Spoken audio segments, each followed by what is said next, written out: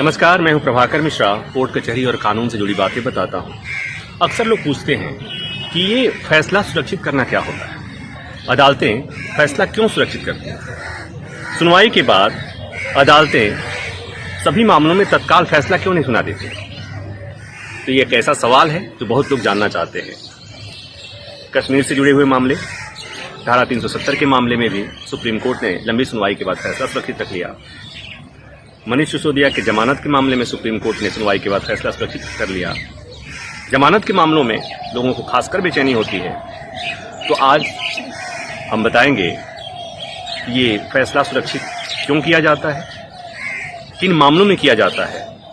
कई बार कोई मामला ऐसा होता है जिसमें दर्जनों वकील जो होते हैं वो अपना आर्गुमेंट देते हैं, लंबी सुनवाई चलती है, दिन भर सुनवाई चलती है। तो वो सुनवाई के तमाम महत्वपूर्ण जो कंपोनेंट होते हैं, जो फैक्ट्स होते हैं, उसे भी फैसले में लिखना होता है दोनों पक्ष के। तो एक तो लंबी सुनवाई चली, सभी पक्षकारों की बातें फैसले में दी जाती हैं। उसके अलावा सुप्रीम कोर्ट या हाई कोर्ट में जब आर्गुमेंट होते हैं तो उससे अदालतों के पुराने फैसलों के तमाम नजीर, जिसे प्रेसिडेंट कहा जाता है, उन फैसलों का जिक्र होता है। तो उन फैसलों के भी जो रिलेवेंट पार्ट होते हैं वो भी उसमें डालने होते हैं। तो ये फैसला इसलिए फैसला बल्कि भी होता है कई बार। तो अक्सर बड़े मामलों में फैसला सुरक्षित ही करना पड़ता है, क्योंकि एक तो बात ऐसे समझिए कि सवेरे 10:30 बजे से लेकर के 4 बजे तक नियमित सुनवाई होती है। जजों को सुप्रीम कोर्ट आने के पहले आज की सुनवाई क्या होनी है वो पढ़ना पड़ता है, जाने के बाद भी पढ़ना पड़ता है। तो ये जब इतना लंबा फैसला, जो आपने सुना होगा कि 1000, 1500, 2000 पेज के फैसले आते हैं, तो इतना लंबे फैसले को लिखने के लिए भी अदालतों को समय चाहिए होता है।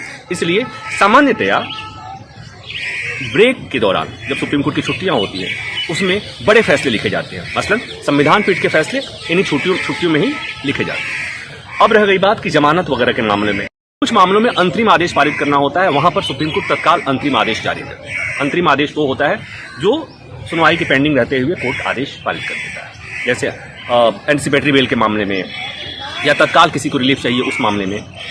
अब यहाँ मनीष सिसोदिया जमानत के मामले में हालांकि बहुत लंबी सुनवाई नहीं होती है, लेकिन यहाँ पर चूंकि ये मामला सेंसिटिव मामला है, दिल्ली के पूर्व डिप्टी सीएम का मामला है, कथित शराब घोटाले का मामला है, लंबी सुनवाई हुई है।